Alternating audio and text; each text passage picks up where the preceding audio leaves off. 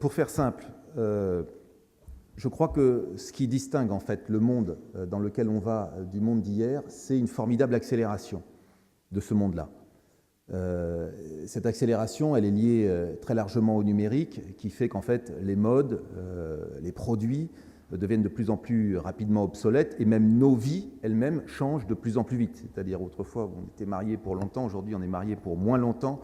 Les couples et les familles se font et se défont, hélas, pas pour ce qui me concerne, je suis assez conservateur de ce point de vue-là, mais on est bien obligé de constater que le monde tourne de plus en plus vite, qu'il aura fallu une trentaine d'années pour que 50 millions d'individus utilisent la radio et qu'il aura fallu une trentaine de jours pour que 50 millions d'individus utilisent l'iPad. Vous voyez un peu la différence aujourd'hui, la formidable accélération du monde dans lequel on est. Évidemment, je ne vous parlerai pas de la folie d'urbanisme de pays comme la Chine, comme Dubaï, en matière d'urbanisme.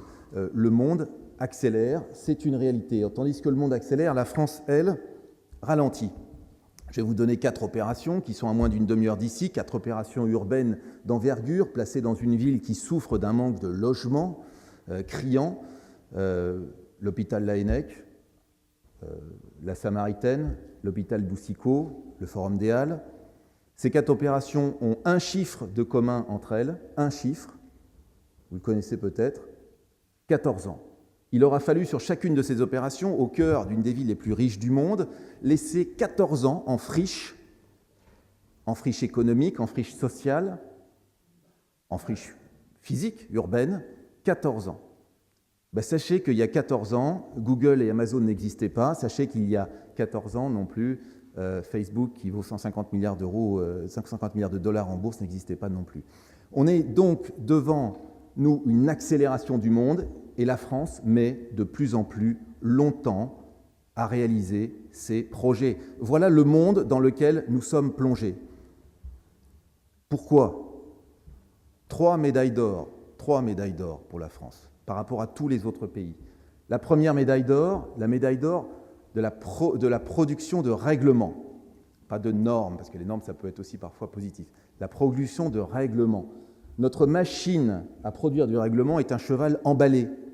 Quand j'ai commencé à travailler dans l'immobilier, il y a à peu près une quinzaine d'années, le code de l'urbanisme faisait 1000 pages, il en fait 3000 aujourd'hui. On lui a rajouté un code de l'environnement, parce qu'on ne pouvait pas loger l'environnement dans le code de l'urbanisme. Et en plus, on a mis des normes d'urbanisme dans 11 codes différents. Code du travail, etc., etc.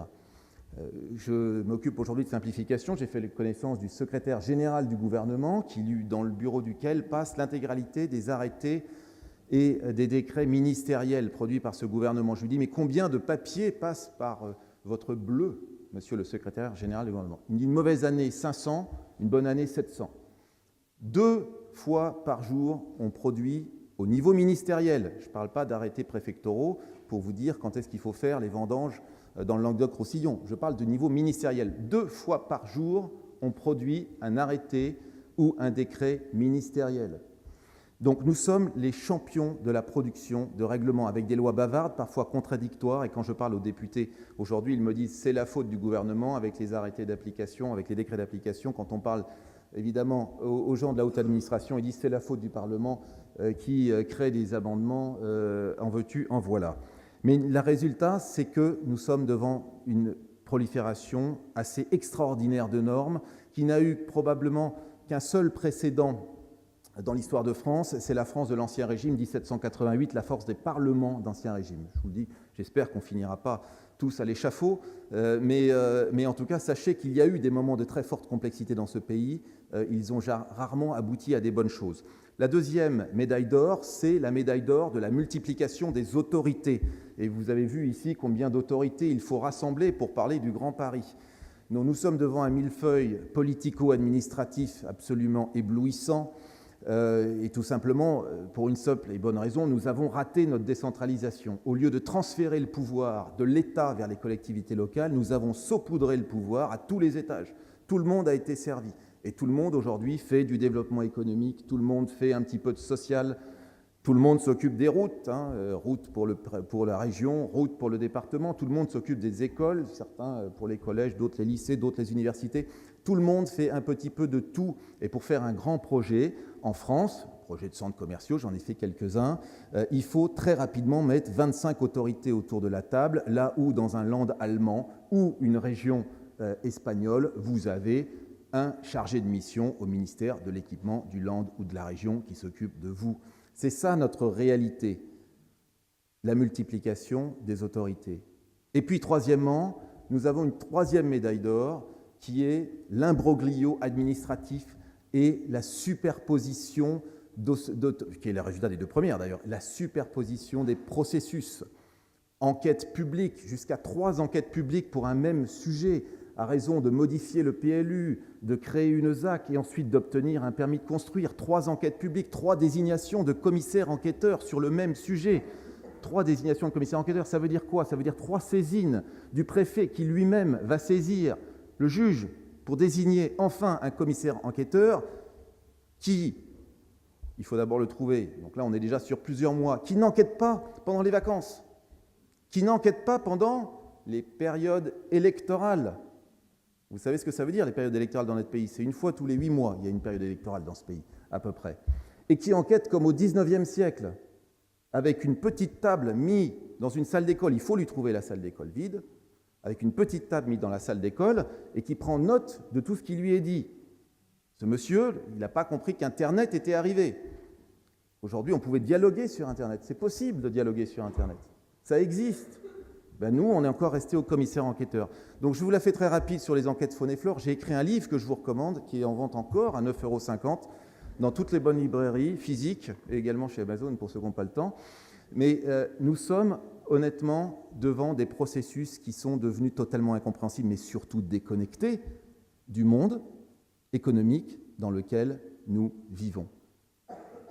Et ça, il faut le prendre en compte. Alors, j'en arrive à notre affaire du Grand Paris. Le Grand Paris, c'est un formidable projet. Et le Grand Paris est un projet probablement encore plus utile aujourd'hui qu'au moment, en 2007, où il avait été annoncé, donc il y a 6 ans déjà, par le président de la République. Il est encore plus utile. Pourquoi? Parce que la situation économique de ce pays est encore plus dramatique qu'à l'époque et qu'on a besoin de grands projets. On va avoir d'autant plus besoin de grands projets que la consommation ne sera pas bonne, que l'investissement des entreprises ne sera pas bon et que les collectivités locales, à force de serrer les budgets, ne vont pas avoir non plus des budgets d'investissement formidables. Quand on met tout ça bout à bout, ça veut dire probablement risque de récession, et on le sait. Et un risque de récession aujourd'hui, surtout dans un pays surendetté, ça veut dire difficulté de financement, hausse des taux d'intérêt, et donc risque de récession forte et longue. Donc il est absolument urgent de relancer les grands projets. Et le Grand Paris est un projet modèle, avec un caractère audacieux, novateur, avec, comme on l'a dit ici, probablement un élan collectif des collectivités locales, des acteurs privés, qui est assez inédit dans ce pays, en fait, en matière de méthode. Mais il y a un sujet pour le Grand Paris, c'est le temps, les amis. Le temps nous est compté. Quand on annonce 2023 tout d'abord, et puis aujourd'hui 2030, on est sur des échelles de temps qui sont totalement déconnectées.